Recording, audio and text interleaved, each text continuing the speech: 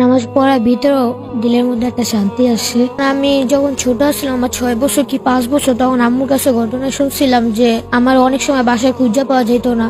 তখন বাসার পাশে একটা মসজিদ আছে, এখন ওই বাসায় থাকি না, দূরে চলে গেছি। ওই বাসার পাশে একটা মসজিদ আছে, প্রত্যেকবার আমি যখনই না থাকি মসজিদে যা দেখে আমি বসে রয়েছি।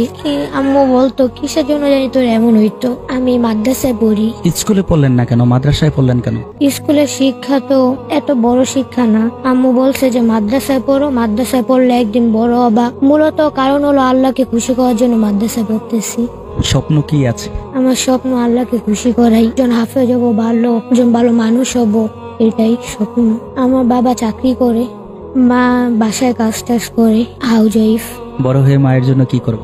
বলছিল আম্মু যে আমি মরার আগে যেন শুনতে পারি যে তুই হাফেজ হবি। আমিও আল্লাহর কাছে দোয়া করে যেন হাফেজ হইতে পারি। পারবা মায়ের স্বপ্নটা পূরণ করতে? মানে আল্লাহ তাআলার কাছে গিয়েছি, এখন আল্লাহ তাআলা ফিরাই দিবে না।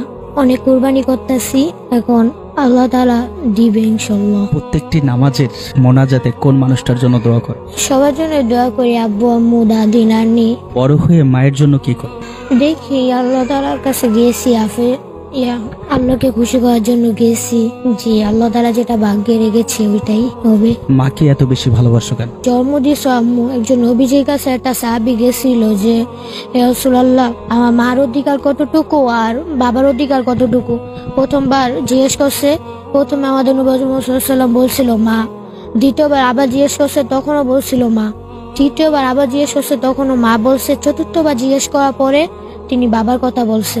তাহলে মার গুণ 70 আর বাবার 23 গুণ। এই জন্য দুজনের সমানভাবেই দেখি আমি। মাদ্রাসা থেকে বাসায় আসলে অনেক খুশি হয়, অনেক কিছু রান্না করে খাওয়ায়।